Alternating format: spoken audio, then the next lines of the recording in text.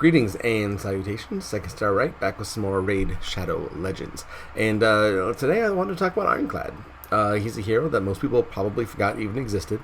I don't think he gets a whole lot of use, doesn't get a whole lot of play. And in fact, I was looking for food when I came across him, and I'm like, oh, Ironclad, I don't use him for anything. Maybe I can feed him to this other champion. But then I thought, didn't he do something interesting that I wanted to investigate at some point, and can that some point be now?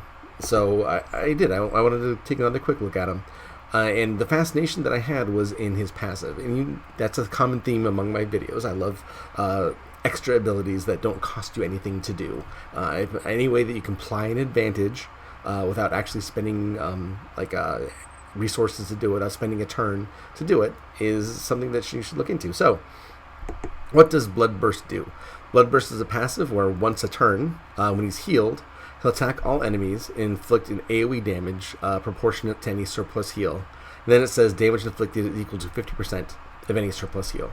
Okay, so that sounds interesting. Let's just go over his other two skills that we don't really care about right now, but we'll do it anyway just for the sake of completionism. Okay, so his A1 is called Wallop, and it has a 25% chance of placing a 50% heal reduction debuff for 2 turns on one enemy. It is based on hit points and attack.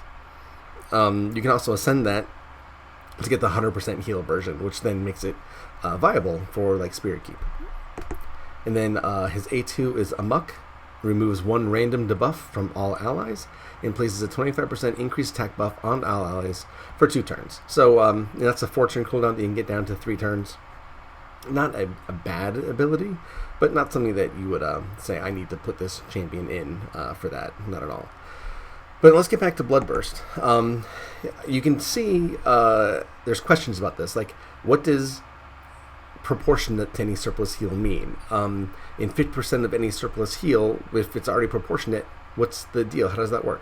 Well, it's a formula that I can't really figure out, but there's some things that are interesting. One, it can crit. Also, it can be impacted by buffs.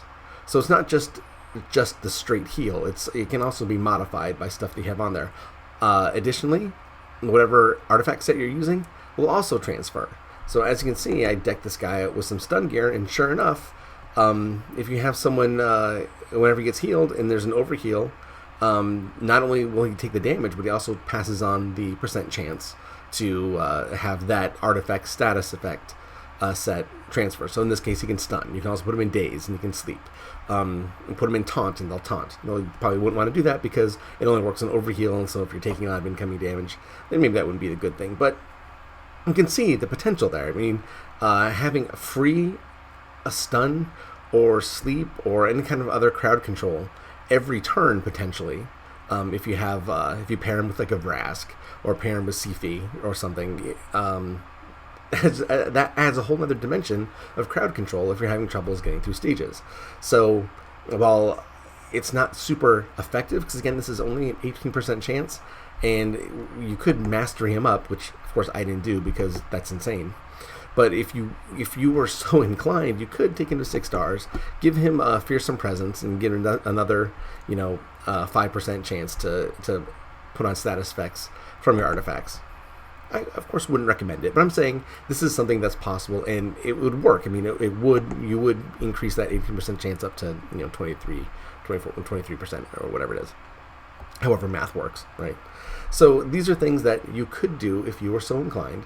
I wouldn't recommend them. I mean, because let's face it, Banshee exists, right? And she has an AoE on her A1, and you can just put her in stun gear and kind of get the same effects. But this is like a free effect, right? Because it's a passive. So you can still keep your A1, you can keep your A2.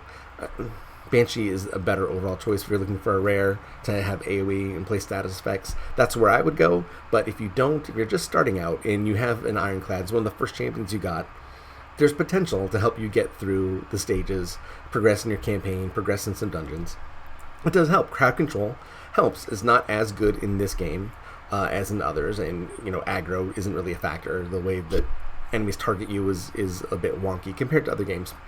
But that said, there is potential here to exploit, and so I thought it only fair to bring it up. And you can really maximize it too, depending on who you have. like I said, Vrask. When you build a crit, Vrask, you want him to build him to crit 100% of the time anyway. So if he's always landing his hits, this guy is always going to be blood bursting and putting in potentially laying on status effects and at least doing damage every single turn. And you pair him with like a really big healer, like or even a healer that just heals all often, like Apothecary, this 2-turn heal. Put on some nice, you can get up some nice damage and put up some status effects. With Sathalia, huge heal. She puts out a huge heal and he does a lot of damage. So I'll take him through a dungeon just so you can see kind of the ways that different healers impact his performance.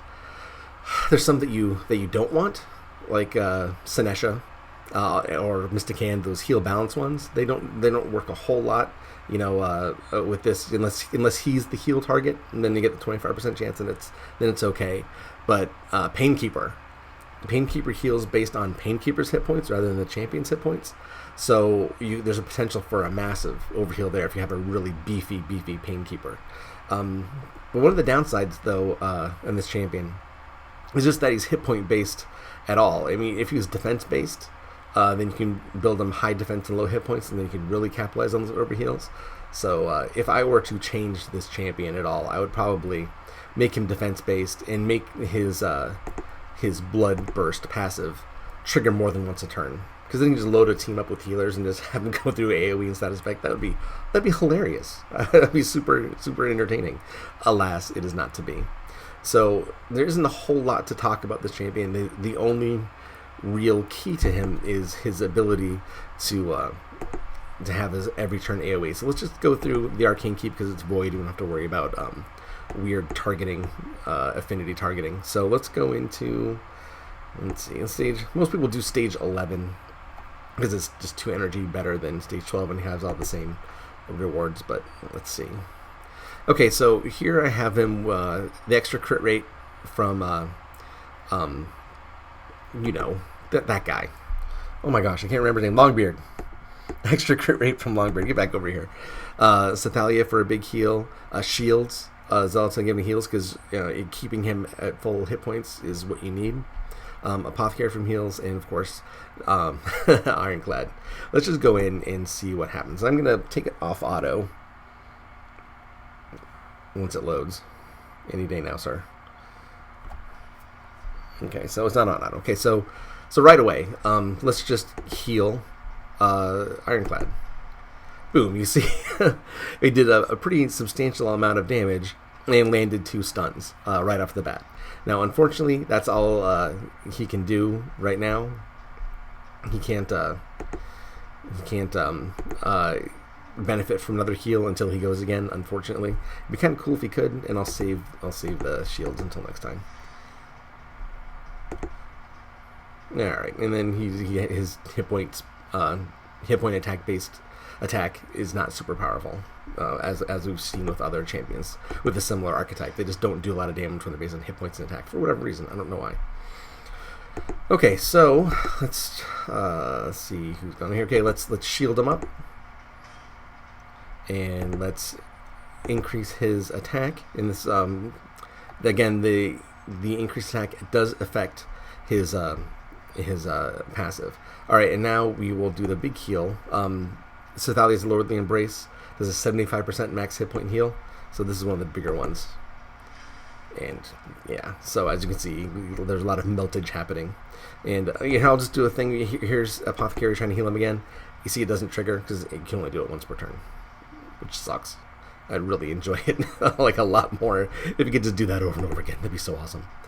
It actually might make it viable.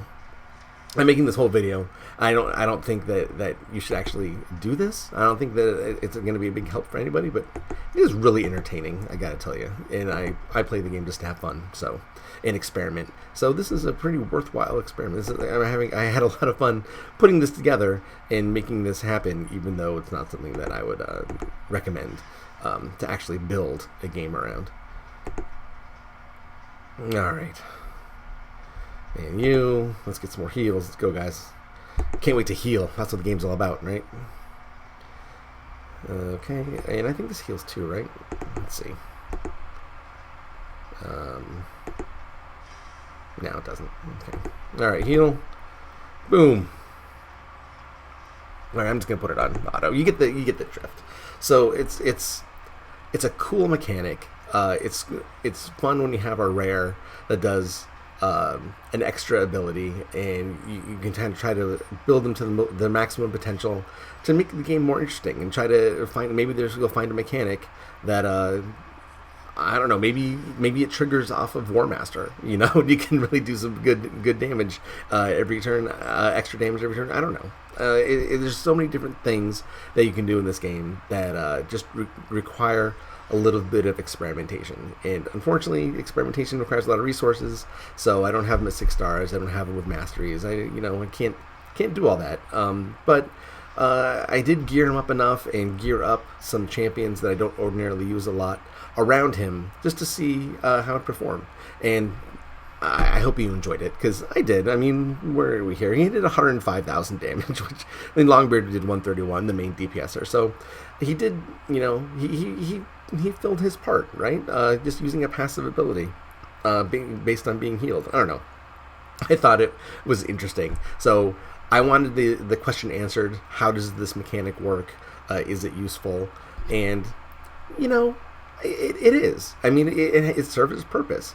But again, it's weird that he's a hit points based champion. You kind of think that those are the ones that are supposed to take all the hits, and he's just not, because his mechanic is based on constantly having 100% or have taken very little damage to actually make his passive perform to its maximum effect. So it is a little weird. You kind of have to exploit your team composition to make him work, but that's what the game is about. Just finding out new things to do, having fun, and just seeing what happens when you try crazy stuff.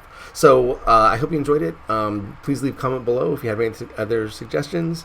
If you liked the video, throw me a like. I would appreciate it. And definitely subscribe if you want to see more crazy stuff like this. All right, guys, take care so much. Thank you, and I will see you next time.